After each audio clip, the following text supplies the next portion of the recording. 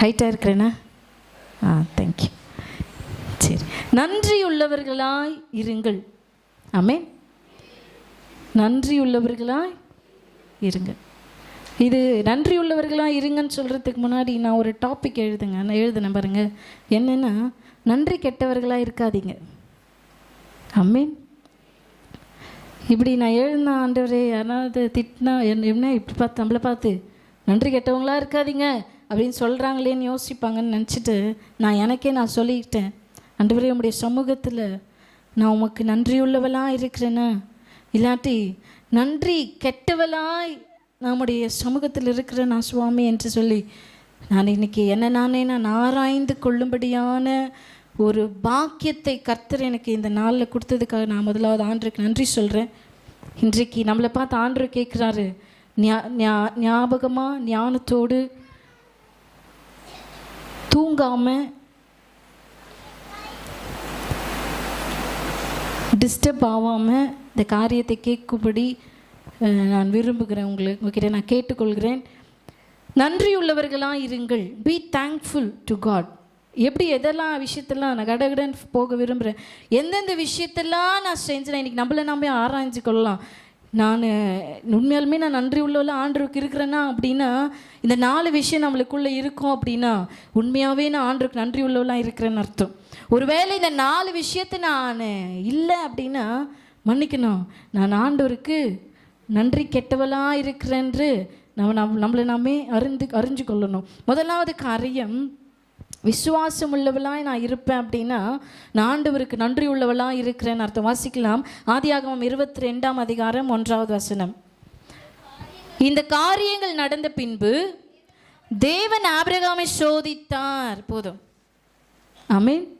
இன்னைக்கு எந்த ஒரு காரியத்தில் நம்ம விசுவாசமாக இருக்கணும் அப்படின்னா, என்னை சோதிக்கும் பொழுது, நான் சோதனையில் இருக்கும் பொழுது, நான் ஒரு கஷ்டத்தில் இருக்கும் பொழுது, நான் ஒரு கஷ்டத்தின் பாதையில் நான் நடக்கும் பொழுது ஒரு விசுவாசம் நம்மளுக்கு இருக்குதா? இல்லை அந்த கஷ்டத்தின் பாதையில் நான் நடக்கும் பொழுது நான் விசுவாசத்திலிருந்து விலகிற மாதிரியான சூழ்நிலைக்குள்ளாய் நான் தள்ளப்படுகிறேனா அப்படின்றத நம்ம யோசித்து பார்க்கணும். நான் ஆண்டவர் நம்மளை சோதிக்கும் பொழுது, இல்லை ஏதோ ஒரு கஷ்டத்தின் பாதையில் நான் போகும் பொழுது, நான் ஒருவேளை ஆபிரகாமை போல ஒரு விசுவாசம் உள்ளவனாய் நான் இருக்கிறேன் அப்படின்னா நம்ம நன்றி உள்ளவர்களாக ஆண்டவருக்கு இருக்கிறோன்னு அர்த்தம். இல்லை ஏதோ ஒரு சூழ்நிலையில் ஆண்டவரை பார்த்து ஏன் ஆண்டவரே இதை எனக்கு அனுமதிச்சிங்கன்னு நம்ம ஒரு கேள்வி கேட்குறோன்னா நம்ம நன்றி உள்ளவர்களாக இல்லைன்னு அர்த்தம். ஆமீன். ஏன்னா அந்த சமூகத்தில் காத்திருக்கிறவர்கள் எது நடந்தாலும் நடக்கலைனாலும் கர்த்தருக்குள்ள ரொம்ப சந்தோஷமாக இருப்பாங்க. ஆமீன் சொல்லுங்களேன். எது நடந்தாலும் நடக்கலைனாலும் அவங்க வாயிலேருந்து வர்ற ஒரே ஒரு வார்த்தை என்ன தெரியுமா? யோபுவை போல் எனக்கு ஆண்டவர் கொடுத்தாலும் கொடுக்கலனாலும், நான் சுகம் பெற்றாலும் பெற்றுக்கொள்ளலைனாலும் நான் அவரை தூஷிக்க மாட்டேன், நான் அவரை விட மாட்டேன். அந்த வார்த்தை நம்ம வாயிலேருந்து வருகிறதா? அப்படி ஒரு வேளை எல்லா சூழ்நிலையிலையும் நான் என் கர்த்தரை மறுதலிக்காம, எந்த ஒரு சூழ்நிலை ஆண்டவரை பார்த்து நான் கேள்வி கேட்காம, ஏன் ஆண்டவரேன்ற ஒரு கேள்வி நான் கேட்காம இருக்கிறேன்னா நம்ம நன்றி உள்ளவர்களாக இருக்கிறோம் என்பது அர்த்தம். அது ஒரு அடையாளம் நம்மளுக்கு. பாருங்க, நம்ம அடுத்து வாசிக்கலாம், 5வது வசனத்தை வாசிக்கலாம். அப்பொழுது ஆபிரகாம் தன் வேலைக்காரரை நோக்கி, நிறுத்திங்க, காத்திருங்கள், நானும் பிள்ளையாண்டானும் அவ்விடம் போயிட்டு தொழுது கொண்டு திரும்பி வருவோம். ஆமீன். எவ்வளோ ஒரு விசுவாசம் அப்படின்னா, இவ்வளோ வருடம் கழித்து கர்ப்பம் செத்த நிலையிலும் சரீரம் செத்த நிலையிலும் சரீரத்தில் பலன் இல்லாத போதிலும் கர்த்தர் எனக்கு ஒரே ஒரு குழந்தை கொடுத்தாரு. அதை இப்போ கேட்குறாரு. நம்மளாக இருந்தால் சாக்கு போக்கு சொல்லுவான். ஆபிரகாம் சாக்கு போக்கு சொல்லாமல், ஏன்னா அவன் நன்றியுள்ள இருதயத்தோடு அவர் இருந்தார். ஆமேன்னு சொல்லுங்களேன்.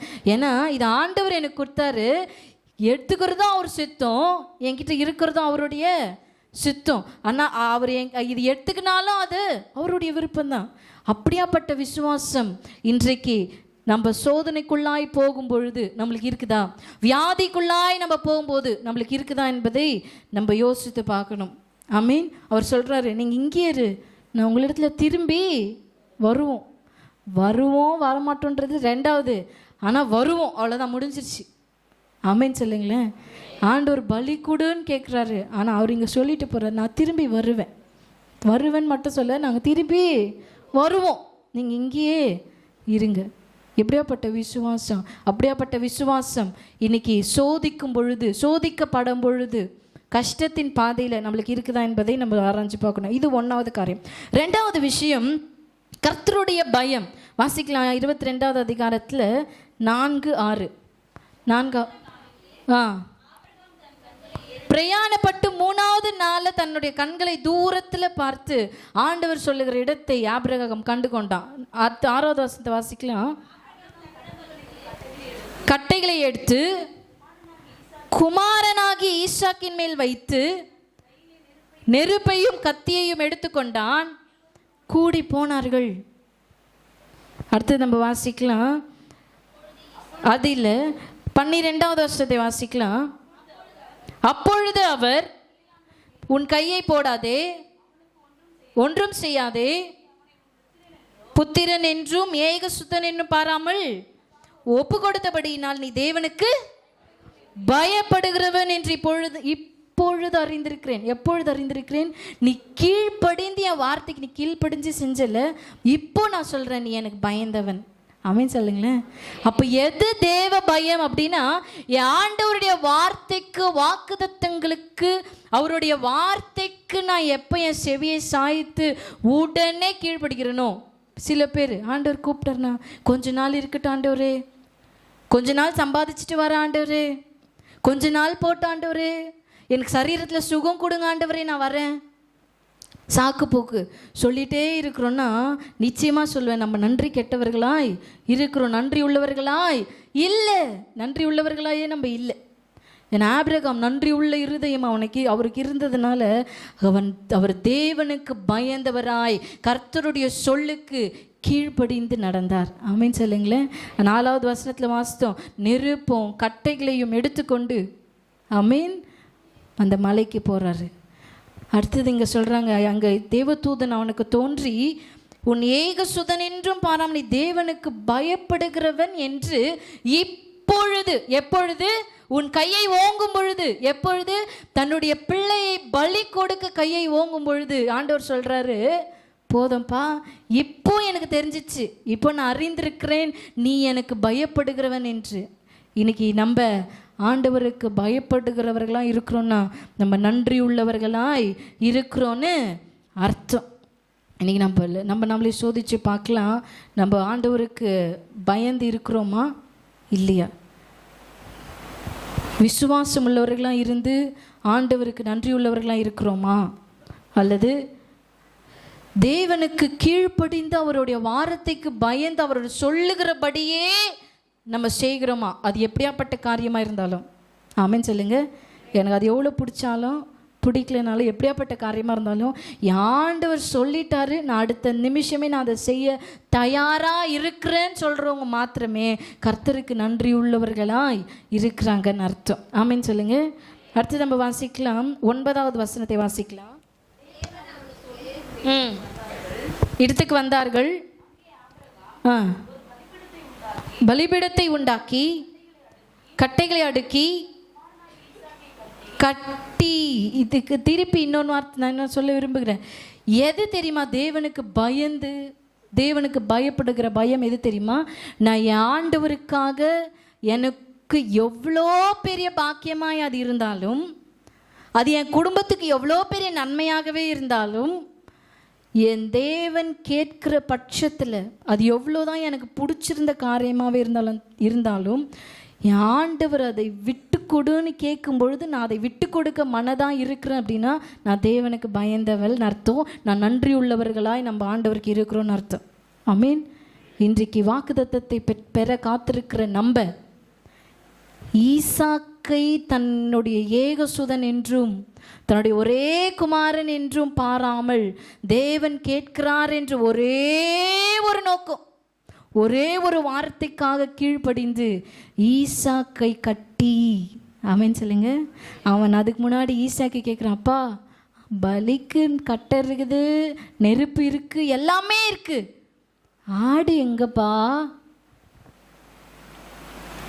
இன்னைக்கு ஏம்மா நன்றி சொல்ல வந்துட்டோம். வாக்குத்தத்தத்தை பெற நீங்க வந்துட்டீங்களே, பலி எங்க, ஆடு எங்க? எல்லாத்துக்கும் ரெடியாகி வந்தாச்சு. எல்லாத்துக்கும் ரெடி, புது ட்ரெஸ் எல்லாம் போட்டு அழகா ரெடியாகி வந்துட்டோம். பலி எங்க, ஆடு எங்க? ஆண்டவர் நம்மளை பார்த்து கேட்குறாரு, இன்னைக்கு நம்ம கட்ட வேண்டியதை கட்டணும். ஆமென் சொல்லுங்களேன். கட்ட வேண்டியதை கட்டுங்க. ஈசாக்கை கட்டினான் ஆபிரகாம். கட்டி இன்னைக்கு தன்னுடைய குமாரன் என்றும் பாராமல், அவங்க வசனம் சொல்லுது, உன் ஏகசுதன் என்றும் பாராமல், உன் புத்திரன் என்றும் பாராமல் நீ அவனை எனக்கு ஒப்பு கொடுத்தபடியால் இன்னைக்கு ஆண்டவருக்கு இது பிரியம் இல்லை, நான் இதை செய்தால் ஆண்டவர் பிரியப்பட மாட்டாருன்ற ஒரு இருதயத்தில் இருக்குது இல்லை, அதை இன்னைக்கு கட்டி நம்ம இருதயத்துலேருந்து வெளியே போடணும். அப்போ தான் நம்ம அந்த வாக்குத்தத்தத்தை சுதந்திரித்து கொள்ள முடியும். இல்லைன்னா நம்ம அந்த வாக்குத்தத்தத்தின் சுதந்திரவாளியாய் ஆக முடியாது. அது மாத்திரம் இல்லை, நம்ம நன்றி கெட்டவர்களாய் கர்த்தருடைய சமூகத்தில் இருக்கிறோன்னு அர்த்தம் என்பதை உணர்ந்து கொள்ளணும். ஆமென் சொல்லுங்க. இன்னைக்கு எதை கர்த்தருக்கு விரோதமாய் எதுனா நம்மளோட இருதயத்தில் இருக்குதா? ஏதாவது காரியம் நம்ம கிட்ட இருக்குதா? ரொம்ப பிரியமாய இருதயத்தில் இது இருக்குதா? என் குடும்பத்துக்கு இது ரொம்ப பிரியமான காரியம் இருக்குதா? என் இருதயத்துக்கு இது ரொம்ப பிரியமான காரியம், ரொம்ப அழகான காரியம் இருக்குதா? கட்டுங்க. ஆமென் சொல்லுங்க. வாக்குத்தத்தத்தை அந்த வர்ஷிப்குள்ளாய் போகிறதுக்கு முன்பதாகவே அது எப்படியாப்பட்ட காரியமாக இருந்தாலும் அதை கட்டி வெளியே வச்சிருங்க. ஆமென். என்னென்ன வாக்குத்தத்தத்தை நம்ம சுதந்திரித்து கொள்ள முடியாது. சின்ன சின்ன டெஸ்ட்டு தாங்க, சின்ன டெஸ்ட்டு, சின்ன ஒரு பரீட்சை கர்த்தர் நம்மளுக்கு வைக்கிறாரு. இதில் நம்மளால் ஜெயிக்க முடியலன்னா எப்படி அந்த வாக்குத்தத்தத்தின் ஆசீர்வாதத்தை மாத்திரம் பெற்றுக்கொள்ளணும்னு விரும்புகிறோமே, செய்ய வேண்டியதை செய்ய மாட்டேங்கிறோமே, எப்படி நம்ம பெற்றுக்கொள்ள முடியும்? அதை யோசித்து நம்ம பார்க்கணும். 12வது வருஷம் நம்ம வாசித்தோம், நீ தேவனுக்கு பயப்படுகிறவன் என்று இப்பொழுது அறிந்திருக்கிறேன். எப்பொழுது தெரியுமா? தன்னுடைய ஏகசுதன் என்றும் பாராமல் அவனை கட்டி அந்த கட்டை மேலே வச்சல, உன் கையை அவனை எனக்கு ஒப்பு கொடுக்க நீ ஓங்கிட்டல. இப்போ நான் சொல்கிறேன், நீ எனக்கு பயந்தவன். இப்போ உங்களை பார்த்த ஆண்டவர், நீ என் பிள்ளை, எனக்கு பயந்தவன் அப்படின்னு நம்ம சொல்லணும்னா, ஆண்டவருக்கு பிரியமில்லாதது, குடும்பத்துக்கு லாக்கி இல்லாதது, குடும்பத்துக்கு பிரயோஜனமற்றது, தேவ சபைக்கு பிரயோஜனம் இல்லாதது, தேவனுக்கு பிரியமில்லாதது, தேவ சித்தத்துக்கு பிரியமில்லாதது, தேவ வார்த்தைக்கு புறம்பானது, தேவன் சொல்லாதது, தேவன் செய்ய சொல்லாததை ஏதாவது இருந்தாச்சுன்னா கட்டிடுங்க. கட்டி இன்னைக்கு வச்சுடுங்க. இல்லைன்னா நம்ம வாக்குத்தத்தத்தை சுதந்திரித்து கொள்ள முடியாது. நன்றி கெட்டவர்களாய் கர்த்தருடைய சமூகத்தில் இருக்காதீங்க. ஆமென் சொல்லுங்களேன். நன்றியுள்ளவர்களாக இருக்கும்படி கர்த்தர் நம்மளுக்கு விரும்புகிறார். எப்பொழுது நம்ம நன்றியுள்ளவர்களாக இருக்கிறோமோ அப்பொழுது தான் கர்த்தருடைய வாக்குத்தத்தத்தை நம்ம சுதந்திரித்து கொள்ள முடியும். 3வது காரியம், சத்தத்துக்கு செவி கொடுங்கள். தேவ சத்தத்துக்கு செவி கொடுங்கள். ஆமென் சொல்லுங்க. தேவ சத்தத்துக்கு 22வது 1வது வசனத்தில் ஆண்டவர் 2 முறை இந்த சாப்டரில் பார்த்தீங்கன்னா 2 முறை ஆண்டவர் கூப்பிடுறாரு. நம்ம இன்னைக்கு வாசித்த அந்த பகுதியில் 1வது வசனத்தில் சோதிக்கும் பொழுது கர்த்தர் ஆபிரகாமே அப்படின்னு கூப்பிடுறாரு. இதோ அடியேன்னு சொல்கிறாரு. என்ன சொல்கிறாரு? இதோ அடியேன். 22வது அதிகாரம் 10-11 வாசிக்கும் பொழுது 2 முறை கூப்பிடுறாரு. எப்படி கூப்பிடுறாரு? 2 முறை. எப்போ தெரியுமா? ஆபிரகாமேன்னு கூப்பிடுறாரு. அவன் கத்தியை ஓங்கும் பொழுது ஆண்டவர் சொல்றாரு, ஆபிரகாமே அவசரமா கூப்பிடுறாரு. அவன் சொல்லுங்களேன், கத்தியை அவன் என் பயந்தவன் நான் தெரிஞ்சுக்கினேன், அவன் கத்தி என்ன பண்ணக்கூடாது, பிள்ளை மேலே போட்டக்கூடாதுன்னு சொல்லிட்டு ஆபிரகாமே கூப்பிடுறாரு. ஆண்டவர் அந்த பதட்டத்திலையும் எவ்வளோ ஒரு வலி ஆபிரகாமுக்கு இருந்திருக்கும் நீங்கள் யோசித்து பாருங்க. இன்னைக்கு நீங்கள் ஒரு வேளை யோசிக்கலாம், நீங்கள் ஈஸியாக சொல்லிட்டீங்க இதெல்லாம் விட்டுரு, நீங்கள் ஈஸியாக சொல்லிட்டீங்க இதெல்லாம் விட்டுருன்னு சொல்லிட்டு, ஆனால் எனக்கு எவ்வளோ இது ஒரு கஷ்டம் தெரியுமா அப்படி நீங்கள் யோசிக்கலாம். ஆனால் இதை விட கஷ்டமானு உங்களுக்கு நீங்கள் யோசிக்கிற கஷ்டம் ஆபிரகாமை விட உங்களுக்கு கஷ்டமானு கேட்டிங்கன்னா இல்லை. ஆமீன். ஆபிரகாமை விட நம்மளுக்கு அது கஷ்டமானா கண்டிப்பாக அது கிடையாது. ஆமீன் சொல்லுங்களேன். கத்தியை ஓங்கின போது ஆண்டவர் சொல்கிறார், ஆபிரகாமே. இன்னைக்கு நம்ம பதட்டமாகும் பொழுது தேவ சத்தத்தை கேட்க விட்டுடுறோம். ஆமென் சொல்லுங்க. நம்ம சோதிக்கப்படும் போது, கஷ்டப்படும் பொழுது தேவ சத்தத்தை கேட்க நம்ம தவறிடுகிறோம். எப்போ நம்ம தேவ சத்தத்தை நம்ம கஷ்டப்படும் பொழுதும் சோதிக்கப்படும் பொழுதும் நம்ம ஒரு சில காரியங்களை பதட்டமாய் செய்யும் பொழுதும் நம்ம தேவ சத்தத்தை கேட்க தவறிட்டோம் அப்படின்னா நம்ம நன்றி உள்ளவர்கள் இல்லை என்பது இங்கே உறுதியாகுது. ஆமீன் சொல்லுங்களேன். அப்போ நன்றி உள்ளவர்களாய் நான் இல்லைன்னா தேவ வாக்குத்தத்தத்தை நம்ம பெற்றுக்கொள்ள முடியாது. அப்பா நீங்கள் சொல்கிறார் ஆண்டவர் 2 முறை ஆபிரகாமே அவர் எப்போ வேணாலும் நம்ம கிட்ட பேசுவார். எப்பவுமே ரெடியாக இருக்கணும். ஆமீன் சொல்லுங்க. நமக்கு தேவைன்னு வரும்போது மட்டும் ஒரு சமூகத்தில் போகிறது நன்றி கெட்டவர்களுக்கு சமம். நான் எப்பொழுதுமே அவர் சத்தத்தை காத்திருக்கிறேன் அப்படின்றது நன்றி உள்ளவர்களுக்கு அடையாளம். இதை நம்ம எதை தேர்ந்தெடுக்க போகிறோம்? என் தேவைக்கு அவர் சத்தத்துக்கு நான் காத்திருக்கிறேன்னா, என் நன்மைக்கு அவர் சத்தத்துக்காக நான் காத்திருக்கிறேன்னா, இல்லை அவர் சித்தத்துக்கு அவருடைய சத்தத்தை கேட்க நான் காத்திருக்கிறேன்னா? அப்போ அவருடைய சித்தத்துக்கு அவருடைய சத்தத்தை நான் கேட்க காத்திருக்கிறேன் அப்படின்னா நான் நன்றி உள்ளவளாய் அவருடைய சமூகத்தில் இருக்கிறேன்னு அர்த்தம். இல்லை எனக்கு இது செய்யுங்க ஆண்டவரேன்னு சொல்லி எப்போ பார்த்தாலும் எத்தனை வருஷங்க உங்கள் வயசு கொஞ்சம் உங்கள் வயசு கூட நீங்கள் கொஞ்சம் ஏதாவது மல்டிப்ளை பண்ணி பாருங்கள். இவ்வளோ வருஷத்துலேயும் ஆண்டவர்கிட்ட பெற்றுக்கொண்டவர்களாக மாத்திரம்தான் நம்ம இருக்கிறோம். ஆமாவா இல்லையா? ஆண்டவருக்காக நான் இதை செஞ்சேன்னு சொல்கிறோம், கை தூக்குங்க. ஆண்டவர் மகிமைப்படும்படி ஆண்டவருடைய நாமம் உயர்த்தப்படும்படிக்கு நான் இந்த ஒரு காரியத்தை நான் ஒருக்காக செய்தேன்னு சொல்கிறவங்க மாத்திரம் கை தூக்குங்க. உங்கள் பணத்தை நான் கேட்கல, காணிக்கையை நான் கேட்கல, எதுவுமே அதெல்லாம் மீறி அதெல்லாம் தாண்டி ஆண்டவர் எதிர்பார்க்குற ஒன்று உங்ககிட்ட என்கிட்டையும் இருக்குது. ஆண்டவர் அதை எதிர்பார்க்குறாரு. ஆமீன். அவர் சித்தத்துக்கு செய்ய அவர் சத்தத்தை கேட்க நம்ம தயாராக இருக்கிறோமா? இல்லை நம்மளுடைய தேவைக்காகவே அவரை நோக்கி பார்த்து கொண்டிருக்கிறோமா? எப்போ வேணாலும் ஆண்டவர் அவருடைய சத்தம் நமக்கு உண்டாகும். எப்போ வேணாலும் நீ எனக்கா இதை செய்யின்னு சொல்கிற சத்தம் உண்டாகும். ஆமீன் சொல்லுங்க. எப்போ வேணாலும், அது இப்போவா இருக்கலாம், வாக்குத்தத்தத்தில் இருக்கலாம், நாளைக்கா இருக்கலாம், அடுத்த வருஷம் இருக்கலாம், அடுத்த நிமிஷமாக இருக்கலாம், எப்போ வேணாலும் இருக்கலாம். ஆனால் எப்பவுமே அவர் நீ இதை செய்யன்னு சொல்கிற சத்தத்தை நான் கேட்க ரெடியாக இருக்கணும். இன்னைக்கு தாமதமானதுக்கு காரணம் என்ன தெரியுமா? இன்னைக்கு நிறைய ஆசீர்வாதங்களை நவிழ விடுறதுக்கான காரணம் என்ன தெரியுமா? அவர் சத்தம் என்றைக்கோ கேட்டாச்சு, இன்னும் நான் டவுட்லேயே உட்காந்துக்கிறேன் பாருங்க. அதனால ஆமீன் சொல்லுங்க. எப்போ அவர் சித்தத்தை நம்மளுக்கு வெளிப்படுத்திட்டாரு, ஆனால் இன்னும் நான் அதை செய்ய தாமதமாகிறேன். அப்போ நன்றி கெட்டவர்களாய் தினம் வாரம் ஆலயத்தில் நம்ம இருக்கிறோம். ஆமீன். அப்போ அவர் சித்தத்தை இன்னுமே கூட நம்ம அவர் சித்தத்தை செய்ய, அவர் சொல்லியும் செய்யாத இங்கே நம்ம நிறைய பேர் இருக்கிறோம். அதுதான் உண்மை. ஆமீன் சொல்லுங்க. இதுக்கெல்லாம் ஆமீன் சொல்ல மாட்டீங்களே? ஆமாவா இல்லையா? ஆமாம். அவர் சத்தத்தை கேட்டும் நிறைய முறை செய்யாமல் தாமதித்து கொண்டிருக்கிற நிறைய பேர் இங்கே நம்ம இருக்கிறோம். அப்போ நன்றி கெட்டவர்களாய் இருக்கிறோன்னு அர்த்தம். கடைசியாய் 4வது பலி செலுத்துங்கள். ஆமீன் சொல்லுங்க. வாசிக்கலாம் 22வது அதிகாரத்தில் 13வது வசனம். ஆபிரகாம் தன் கண்களை ஏறெடுத்து பார்க்கும் பொழுது இதோ பின்னாக புதரிலே தன் கொம்புகள் சிக்கி கொண்டிருந்த ஒரு ஆட்டுக்கடாவை கண்டான். அப்பொழுது ஆபிரகாம் போய் கடாவை பிடித்து குமாரனுக்கு பதிலாக, ஆமென் சொல்லுங்களேன், குமாரனுக்கு பதிலாக பலி செலுத்தினான். இங்கே தகன பலி அப்படின்றது மாத்திரம் இருக்குது பாருங்க. அதை நம்ம தியானிக்க போகிறோம். எஸ்கேப் ஆயிரல ஆபிரகாம். இன்னைக்கு நம்ம நிறைய முறை ஆண்டவர் செய்ய சொல்லிட்டாரு, அதுக்கு பதில் வேற ஒன்று செஞ்சுட்டு செய்யாமல் நம்ம நிறைய முறை எஸ்கேப் ஆகினே இருக்கிறோம். ஆமென் சொல்லுங்க. நிறைய முறை என்ன ஆகிறோம்? எஸ்கேப் ஆகிறோம்.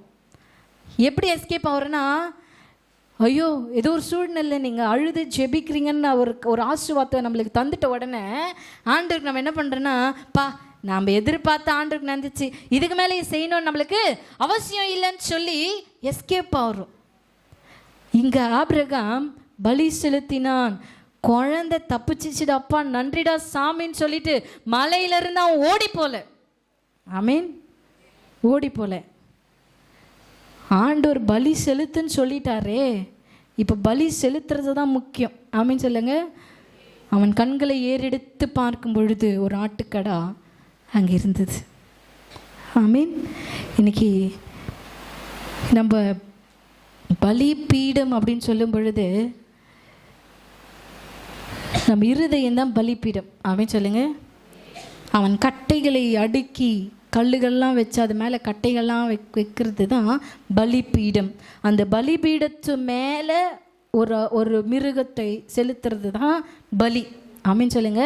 இங்கே தகன பலி அப்படின்றது அப்படின்னா என்னென்னா பேர்ன்ட் ஆஃபரிங் அப்படின்னுக்குது. அப்படின்னா என்னென்னா அந்த பலியை நான் செலுத்தும் பொழுது அந்த பலிபீடத்தின் மேலே அது சந்து சந்தாக வெட்டப்பட்டு, ஆமீன், அது என்ன ஆகணும், அந்த பலி என்ன ஆகணும், பலி செலுத்த வேண்டிய அந்த மிருகம் சந்து சந்தாக வெட்டப்பட்டு அதோடைய உடம்புல இருக்கிற எல்லா ரத்தமும் பலிபீடத்தை சுற்றிலும் வந்து அதை கொளுத்தும் போது, அதை எரிக்கும் போது, நீங்கள் இதுக்கு முன்னாடி நீங்கள் வாசித்தீங்கன்னா ஆபிரகாம் நெருப்பையும் கட்டைகளையும் எடுத்துக்கொண்டு போனான் ஈசாக்கை கூட்டின். ஆமீன் சொல்லுங்க.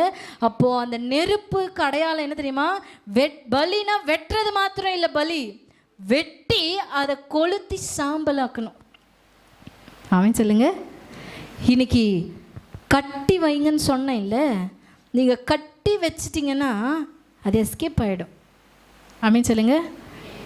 நாளைக்கு திருப்பி நம்மக்குள்ளே வந்துடும். கட்டி இல்லை, அதை சந்து சந்தாக்கி கொளுத்தி சாம்பலாக்கிடுங்க. மற்றவங்களை மன்னிக்காத குணமா, ஆண்டவருக்கு கீழ்ப்படியாத குணமா, ஆண்டவருக்கு பயப்படாத ஒரு பயமா, ஆண்டவருக்கு சித்தமில்லாத காரியம் பலிபீடமாக இருக்கிற இந்த இருதயத்தில் இருக்குதா? இருதயம் சுத்தம் இல்லாமல் நான் பலி செலுத்தினேன்னா அது வேஸ்ட். ஆமீன். இங்கே பலின்றது எது தெரியுமா, ஆண்டவருக்கு நான் நன்றி சொல்கிறேன் பாருங்க. எது தெரியுமா, இந்த தகன பலிக்கு அடையாளம் எது தெரியுமாங்க, என்னுடைய உறவை கர்த்தரிடத்தில் புதுப்பிக்கிறது. நான் பலி செலுத்தி என் ஆண்டவருக்கும் எனக்கும் தூரமாக இருந்த உறவை புதுப்பித்து கொள்ளுகிறதற்கு அடையாளமாக ஒரு மாடையோ ஒரு ஆட்டுக்கடாவையோ ஒரு புறாவையோ அந்த பலிபீடத்தின் மேலே நான் செலுத்துகிறது தான் தகன பலி. ஆமீன் சொல்லுங்க. இன்னைக்கு இந்த சரீரம், இந்த இருதயம், நம்மளுடைய ஆத்துமா, நம்மளுடைய ஆவி எப்படி இருக்குது என்பதை நம்ம ஆராய்ஞ்சு பார்க்கணும். ஆமீன் சொல்லுங்க. இது நான் சொன்ன இப்போ இது எல்லாமே சரியில்லாமல் நன்றி இல்லாதவர்களுக்கு அடையாளமாக இருக்கிற காரியங்கள் இன்னும் நம்மளுடைய சிந்தையில், நம்ம இருதயத்தில், நம்ம சரீரத்தில், நம்ம ஆவி ஆத்துமாவில் இருக்கும். அப்படின்னா நான் எவ்வளோ காணிக்கை கொடுத்தாலும் வேஸ்ட்டு, நான் எவ்வளோ ஆண்டவருக்கு நன்றி சொன்னாலும் வேஸ்ட்டு. ஆமீன் சொல்லுங்க. இருதயமாகிய பலிபீடம் சுத்தமாக இல்லாமல் நான் ஆண்டவருக்கு நன்றி சொன்னேன்னா ஆண்டவர் அந்த நன்றி பலியை ஏற்றுக்கொள்ள மாட்டார். ஆபேல் தகன பலியாய் அந்த ஒரு பலியிட்டார். ஆமீன் சொல்லுங்க. நோவா பேழையிலிருந்து காப்பாற்றப்பட்டதுக்கு அப்புறமாய் பலி செலுத்தினான். அப்புறம் ஆபிரகாம் தன்னுடைய மகனை பலி செலுத்த போய் கர்த்தர் அந்த மகனை காப்பாற்றினதுக்காக நன்றி சொல்லி பலி செலுத்தினான். ஆமீன் சொல்லுங்க. எஸ்கேப் ஆக போயிடல. அப்பா விசுவாசம் இருந்தது, தேவனுக்கு பயப்படுகிற பயம் இருந்தது, எல்லாமே ஆபிரகாம் கிட்ட இருந்தது. அது இருந்ததுனால எஸ்கேப் ஆகி விசுவாசத்தின்படி என் கர்த்தர் என் பிள்ளை எனக்கு மீட்டு கொடுத்துட்டாரு, நன்றி ஆண்டவரின் வாயில சொல்லிட்டு போல. இருதயம் இப்போ ஏங்குது நன்றியில். ஆமீன் சொல்லுங்க. இருதயம் ஏங்குது, இருதயம் உள்ளம் ஆண்டவருக்காக இப்போ நான் ஏதாவது செய்யணுமே ஏங்கி தவிக்கும் போது தன்னுடைய கண்களை ஏறெடுத்து பார்க்கும்போது ஒரு ஆட்டுக்கடா. ஆமீன் சொல்லுங்க. இன்னைக்கு உங்கள் உள்ளம் பொங்குதான் நன்றி சொல்லுகிறதற்கு? எதுக்கு உள்ளம் பொங்குது? சில பேர் ஒரு சின்ன குழந்தைக்கு சாக்லேட் கொடுத்தோன்னா சில குழந்தை சிரிச்சிட்டு போயிடும், அதை பார்த்து நம்மளுக்கு ஒன்றும் தோணாது.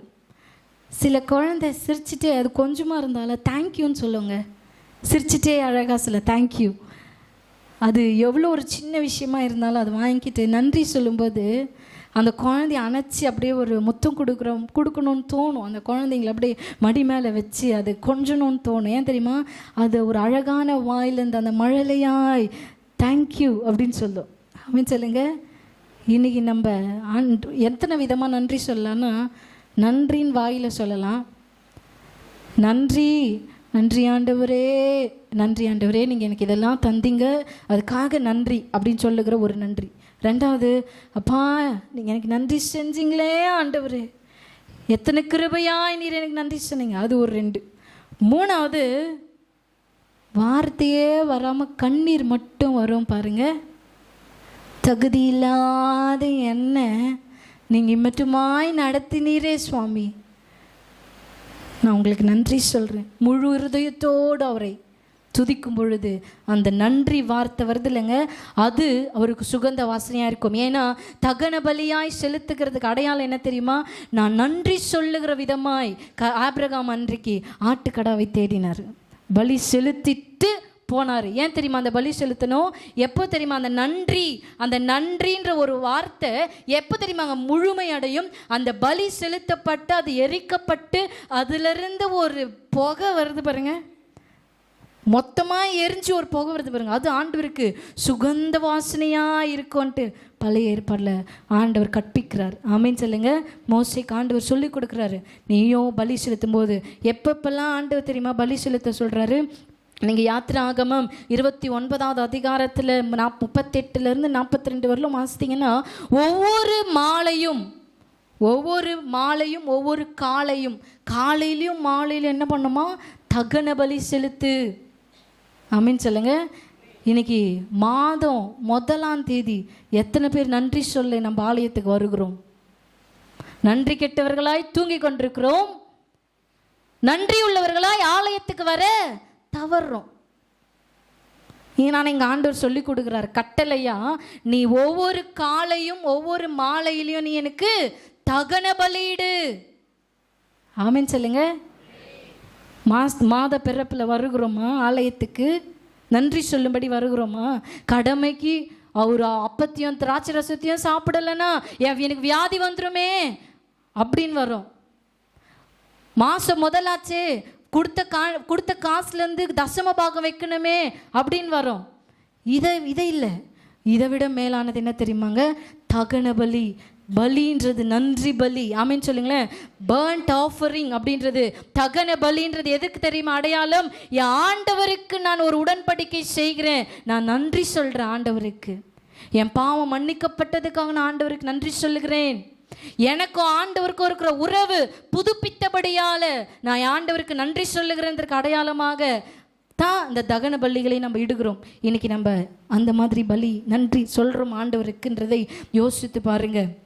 அடுத்தது நீங்கள் என்னாகமம் 28 நீங்கள் வாசித்தீங்கன்னா அதில் தான் இருக்குது, மாத பிறப்பிலும் ஒவ்வொரு 1ஆம் தேதி மாதத்துலேயும் கர்த்தருடைய சமூகத்துக்கு வரணுங்க. இந்த மாதம் முழுவதுமாக எனக்கு ஆண்டு நீங்கள் நன்மை செஞ்சீங்களே ஆண்டவர், அவருக்கு நன்றி சொல்லுகிறதை விட அவ்வளோ பெரிய ஒரு வேலை நமக்கு வீட்டில் என்னங்க இருக்குது? கடைசியாக நான் சொல்கிறேன், யாத்திராகமம் 29:18 நீங்கள் வாசித்தீங்கன்னா ஆண்டவர் சொல்கிறார், அந்த தகன பலியிலிருந்து வருகிற அதை நான் சுகந்த வாசனையாய் முகருகிறேன். நீங்கள் கொடுக்கிறதை நீங்கள் எதெல்லாம் ஆண்டு கொடுக்குறீங்களோ அதை விரும்புகிறாரு. நான் இல்லைன்னு அதை சொல்லவில்லை, ஆண்டவர் கொடுக்கணும்னு சொல்கிறாரு, நான் அதை இல்லைன்னு சொல்லலை. ஆனால் அதை விட அதிகமாய் கர்த்தர் விரும்புகிறது உங்ககிட்ட இருந்து என் கிட்ட இருந்து தகன பலி, நன்றி பலி. ஆமீன் சொல்லுங்க. ஒருவேளை நன்றி உள்ளவர்களாய் நம்ம இருப்போம்னா கர்த்தருடைய வாக்குத்தத்தத்தை நாம் சுதந்திரித்து கொள்ள முடியும். கடைசியான வாசித்து முடிக்கலாம். மத்தேயு எழுதின சுவிசேஷம் ஏன் தெரியுமாங்க நம்ம நன்றி சொல்லணும்? வாசிக்கலாம். 27வது அதிகாரம் 28வது வசனத்தில் நம்ம வாசிக்கலாம். தயவுசெய்து எல்லாருமே பைபிள் எடுத்துக்கோங்க, எல்லாருமே பைபிள் எடுத்துக்கோங்க. அந்த வசனத்தின் மேலே உங்கள் கைகளை வைத்து, ஒரு கையை உங்கள் இருதயத்தில் வைத்து அவங்க படிக்கும்போது இந்த வார்த்தைகளை நீங்களும் படிக்க நான் விரும்புகிறேன். ஏன் தெரியுமா?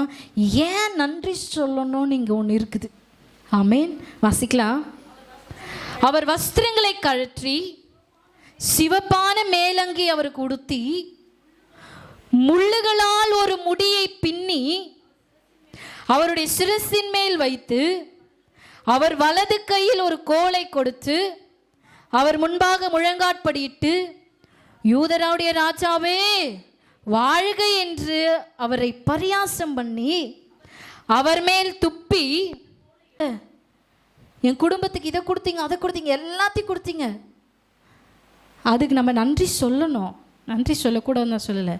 அதை விட அதிகமாய் ஒவ்வொரு நொடியும், ஒவ்வொரு நிமிஷமும், ஒவ்வொரு மணி நேரமும் நான் நன்றி சொல்ல வேண்டியது, எனக்காக அவர் பலியானாரே, எனக்காக ஒரு ஆட்டுக்குட்டி ஆனாரே, எனக்காக ஒரு ஆட்டுக்கடாவா ஆனார். அன்னைக்கு ஈசாக்குக்கு பதில் ஒரு ஆட்டுக்கடா. அன்னைக்கு அதுக்கு நன்றி சொல்லுகிற விதமாய் ஆபிரகாம் ஆடை பலி செலுத்தினார். இன்றைக்கு உங்களையும் என்னையும் மீட்கும்படி ஒரு ஆட்டுக்கடாவாய் அவர் ஆனாரே, அவருக்கு எப்படி நம்ம நன்றி சொல்லுகிறோம்? அதை மாத்திரம் யோசிக்கணும். எப்படி நம்ம நன்றி சொல்லுகிறோம்? சுத்த இருதயத்தோடு நன்றி சொல்லுகிறோமா? நன்றியுள்ள இருதயத்தோடு நன்றி சொல்லுகிறோமா? தேவ பயத்தோடு நன்றி சொல்லுகிறோமா? விசுவாசத்தோடு, ஆண்டவர் எனக்கு எது செஞ்சாலும் பரவாயில்ல, செய்யலாலும் பரவாயில்ல, என் இருதயம் நன்றியால் பொங்கன்னு சொல்லி அவருக்கு நன்றி சொல்லுகிறோமா? பலி செலுத்துகிறோமா? பலிபீடம் சுத்தமாக இல்லாமல் நான் என்ன பலி செலுத்தினாலும் அது சுகந்த வாசனையாய் கர்த்தருக்கு இருக்காது. ஆமென். சுத்த பலியாய் அது கர்த்தருக்கு இருக்காது. இன்னைக்கு பலிபீடம் சுத்திகரிக்கப்படணும். ஆமென். வசனம் அழகாக சொல்லும், ஈசாக்கு மேலே அந்த கட்டைகளை வைத்து மலையின் மேலே அவங்க ஏறி போனாங்க. ஆபிரகாம் கட்டைகளை சுமந்துன்னு போல, யார் சுமந்தது? ஈசாக்கு.